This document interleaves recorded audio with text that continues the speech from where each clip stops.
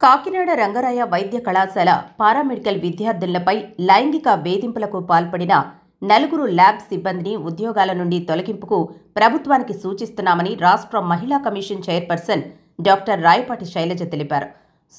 Doctor Rayapati Shailaja Rangaraya కళాశాలను సందర్శించి కళాశాలలో ల్యాబ్ అసిస్టెంట్ టెక్నీషియన్లు తమను లైంగికంగా వేధిస్తున్నారని ఇటీవల ఫిర్యాదు చేసిన పారామెడికల్ విద్యార్థులను కలుసుకుని వారి పట్ల జరిగిన అకృత్యాలను అడిగి తెలుసుకున్నారు. విద్యార్థులు నిర్భయంగా వివరాలను తెలియజేసేందుకు కళాశాల ఆడిటోరియం ఉపమందిరంలో ఇతరులు ఎవ్వరినీ అనుమతించకుండా బాధిత విద్యార్థినులతో చైర్పర్సన్ ఏకాంత సమావేశం నిర్వహించారు. అలాగే కళాశాల ప్రిన్సిపల్, అధ్యాపకులు, ఇంటర్నల్ కంప్లైంట్స్ కమిటీ సభ్యులతో కూడా సమావేశమై విద్యార్థుల పట్ల అనుచిత వ్యవహారాల నిరోధానికి చేపట్టవలసిన చర్యలను సూచించారు. అనంతరం ఆమె మీడియాతో మాట్లాడారు. ఆర్ఎంసీ పారామెడికల్ విద్యార్థులపై జరిగిన దురాఘాతాల పట్ల ఆవేదన, ఆగ్రహం వ్యక్తం చేశారు. చదువుకునేందుకు దూర ప్రాంతాల నుండి వచ్చిన పేద కుటుంబాల బాలికలు లైంగికంగా వేధింపులకు లోనై మానసికంగా క్షోభకు గురికావడం బాధాకరమన్నారు. న్యాయం జరుగుతుందో లేదోనన్న సంశయం, ఫెయిల్ చేస్తారేమో, ఉద్యోగంలో ఇబ్బందులు కలిగిస్తారేమోనన్న భయాలతో ఇటువంటి వేధింపులకు గురైన విద్యార్థినులు, ఉద్యోగులు ఫిర్యాదు చేయకుండా మౌనంగా కుమిలిపోతున్నారన్నారు. తమ పట్ల జరిగిన అకృత్యాలు మరొకరికి జరగకూడదని ధైర్యంగా ఫిర్యాదు చేసిన ఆర్ఎంసీ పారామెడికల్ విద్యార్థులను చైర్పర్సన్ ప్రత్యేకంగా అభినందించారు. కళాశాలలో పనిచేస్తున్న ల్యాబ్ అసిస్టెంట్, 3 ల్యాబ్ టెక్నీషియన్లు అభ్యంతరకరమైన రీతిలో తమ ఫోటోలు తీసి వన్ టైం యూజ్ మోడ్లో మెసేజ్లుగా పంపి లైంగిక వేధింపులకు గురి చేశారని, ఇలాగే జీజీహెచ్కు వచ్చే మహిళా రోగుల పట్ల కూడా ఈ 4 వ్యవహరించేవారని విద్యార్థినులు తమకు వివరించారన్నారు. దీనిపై 60 మంది విద్యార్థులు ఈ నెల 8న తమ హెచ్ఓడికి కంప్లైంట్ చేసి 9వ తేదీన ప్రిన్సిపల్కు మెయిల్ ద్వారా తెలియజేశారన్నారు. ఈ ఫిర్యాదులపై కళాశాల ఇంటర్నల్ కంప్లైంట్స్ కమిటీ విచారించి సమర్పించిన నివేదిక ఆధారంగా దోషులు 4ని ప్రిన్సిపల్ సస్పెండ్ చేశారని, వీరిపై పోలీస్ స్టేషన్లలో ఎఫ్ఐఆర్ నమోదు చేసి రిమాండ్లో ఉంచడం జరిగిందన్నారు.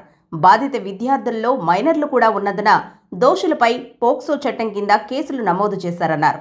దోషులు తాము రెగ్యులర్ ఉద్యోగులమని, తమను ఎవ్వరూ ఏమీ చేయలేరనే ధీమాతో ఇటువంటి అకృత్యాలకు పాల్పడ్డారని, ఇటువంటి వారందరికీ గట్టి హెచ్చరికగా దోషులు 4ని ఉద్యోగాల నుండి తొలగించామని మహిళా కమిషన్ రాష్ట్ర ప్రభుత్వాన్ని కోరుతుందని తెలిపారు.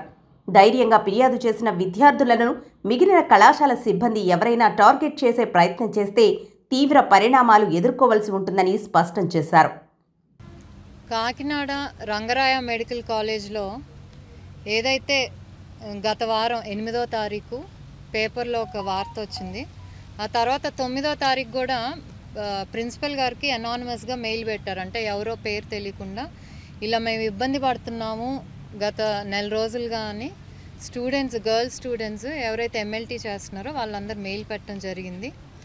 ఆ రోజే 9th వచ్చింది. ఆ రోజే ముఖ్యమంత్రి గారు కూడా స్పందించి దీని మీద ఏం యాక్షన్ తీసుకున్నారని కలెక్టర్ గారికి, ఎస్పీకి కూడా వాళ్ళకి ఇచ్చి నాకు రిపోర్ట్ పంపించమని చెప్పారు ఆయన. సో దాన్ని ఫాలో అప్ చేయటానికి, అలాగే ఎవరైతే బాధితులు ఉన్నారో ఆ స్టూడెంట్స్ వాళ్ళతో మాట్లాడటానికి ఈరోజు రావటం జరిగింది. అంటే పేరెంట్స్, వాళ్ళ తల్లిదండ్రులు వీళ్ళంతా కూడా సామాన్యమైన కుటుంబం, చిన్న కుటుంబాల నుంచి వచ్చిన వాళ్ళు. సో పేరెంట్స్ కష్టపడి చదివిస్తూ వీళ్ళు కూడా 1-2 గంటలు ట్రావెల్ చేసి ఇక్కడికి వచ్చి చదువుకోవటం, అంటే వాళ్ళ కాళ్ళ మీద వాళ్ళు నిలబడాలని అనుకొని ఇక్కడ ఇంత దూరం రావటం, చదువుకోవటం. సో ఇవన్నీ చేస్తూ ఇక్కడ ఒక వాతావరణం అనేది వాళ్ళకి సరిగ్గా అనిపిలా.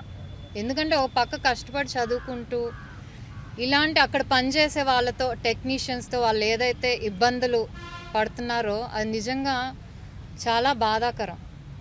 అది ఎక్కడా కూడా జరగకూడదు. ఎందుకంటే ఆడపిల్లలు బయట చదువుకోవటానికి వెళ్ళినా, పనిచేసేటానికి వెళ్ళినా ఆ వాతావరణం అనేది సురక్షితంగా ఉండాలి, ప్రశాంతంగా వాళ్ళు చేసుకోగలగాలి, హ్యాపీగా ఇంటికి వెళ్ళాలి. కానీ రోజు ఇక్కడికి వచ్చి ఎవడో వాళ్ళు ముట్టుకొని లేకపోతే అసభ్యకరమైన మాటలని అవన్నీ భరించడం ఎలాంటి ఒక మానసిక క్షోభ మా అందరికి తెలుసు. ఎందుకంటే మేము ఆడవాళ్ళమే కాబట్టి. సో వాళ్ళ బాధ నేను అర్థం చేసుకోగలను. అందుకే ఈరోజు ఆ స్టూడెంట్స్ అందరినీ కలిసి అసలు ఏమైంది, వాళ్ళు ఏంటంటే ముందు ఎక్కడైనా అండి కంప్లైంట్ చేయడానికి భయపడతారు. ఎందుకంటే మేము కంప్లైంట్ చేసినా మాకు న్యాయం జరుగుతుందా లేదా అనేది ఒకటి మొదటి భయం.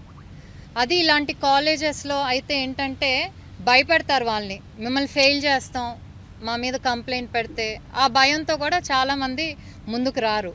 సో ఏదైతే ఈ టెక్నీషియన్ ఉన్నాడో అది అతని మీద ఇప్పుడే కాదు ముందు నుంచి జరుగుతూనే ఉంది. అంతకుముందు పాస్ అవుట్ అయిన బ్యాచ్ కానివ్వండి వాళ్ళ మీద కూడా జరిగింది. కాకపోతే వాళ్ళు ఎవరు కూడా ధైర్యంగా వచ్చి చెప్పలే, ఎందుకంటే భయం వలనో లేకపోతే ఆ ఫొటోస్ మేము 10 మంది పంపిస్తాం ఇది అది కామన్ అయిపోయింది. ఇప్పుడు ప్రతి ఒక్కడే ఏంటంటే ఒక ఫోటో తీసేసి దీన్ని సోషల్ మీడియాలో పెడతాం, నువ్వు మా మీద చెప్తే అనేది బెదిరించడం చాలా తేలిక అయిపోయింది.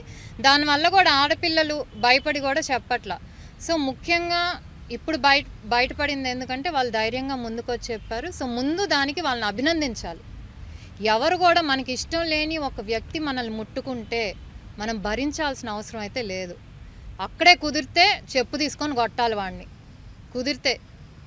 లేకపోతే మనకు అక్కడ టీచర్స్ ఉంటారు, ప్రొఫెసర్స్ ఉంటారు, మన ప్రిన్సిపల్స్ ఉన్నారు, వీళ్ళందరూ ఉన్నారు, వాళ్ళ దగ్గరికి వెళ్ళి చెప్పాలి. సో అంతకుముందు ప్రొఫెసర్స్కి చెప్పారు, ఇప్పుడే కాదు 2-3 మంత్స్ ముందు కూడా చెప్పారు. సో వాళ్ళని ఆ ప్లేస్ నుంచి మార్చారు వేరే పోస్టింగ్కి. అతనికి వార్నింగ్ ఇచ్చారు. సో వార్నింగ్ ఇచ్చినా కూడా అతను ఏంటి భయపడలా, ఇంకా కంటిన్యూ చేస్తూనే ఉన్నాడు. ఎందుకంటే వార్నింగే కదా ఏమవుద్ది అనుకున్నాడు. అండ్ మాకు స్టూడెంట్స్ చెప్పిందంటే ఏంటంటే పేషెంట్స్తో కూడా ఇతను ఇలానే బిహేవ్ చేస్తాడని. కొంచెం చక్కగా ఉన్న పేషెంట్స్తో అయితే వాళ్ళతో ఒకలా వ్యవహరిస్తాడు.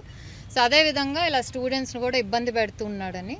సో మొత్తానికి వాళ్ళు భరించి చివరికి ఐ థింక్ ఇంకా మేము కాలేజ్కి ఎలా వస్తాం లేకపోతే పోస్టింగ్స్కి ఎలా వస్తాం ఇలాంటి వాతావరణంలో ఇది మళ్ళీ ఇంకొకరికి జరగకూడదు అనే ఉద్దేశంతో వాళ్ళందరూ ధైర్యంగా వచ్చి వాళ్ళు 8th వాళ్ళ హెచ్ఓడికి కంప్లైంట్ చేయటం, ఆ తర్వాత 9th మెయిల్ పెట్టడం ఇవన్నీ జరిగింది. వెంటనే ఆ రోజే 9th జూలై ఏదైతే మెయిల్ వచ్చిందో వెంటనే వాళ్ళు ఇంటర్నల్ కంప్లైంట్ కమిటీస్ అని ఉంటాయి ప్రతి కాలేజ్లో అకార్డింగ్ టు యూజీసీ గైడ్లైన్స్.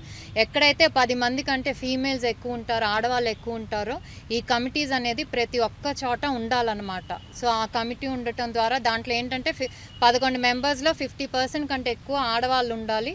ఎందుకంటే ఎక్కువ సాధారణంగా ఆడవాళ్ళు ఎక్కువ కంప్లైంట్ చేస్తుంటారు కాబట్టి భయపడకుండా. సో ఎంక్వైరీలో వాళ్ళకి అవన్నీ కూడా నిజమని చేరింది. దాదాపు 55 స్టూడెంట్స్ వచ్చి వీళ్ళు ఫామ్స్ ఇస్తే దాని మీద అంతా కూడా ఏం జరిగిందో అదంతా చెప్పారు. అలాగే teaching staff, non teaching staff కూడా ఒకరిద్దరు ఎవరైతే కంప్లైంట్స్ రిసీవ్ చేసుకున్నారో వాళ్ళు కూడా ఇలా జరిగిందని చెప్పారు.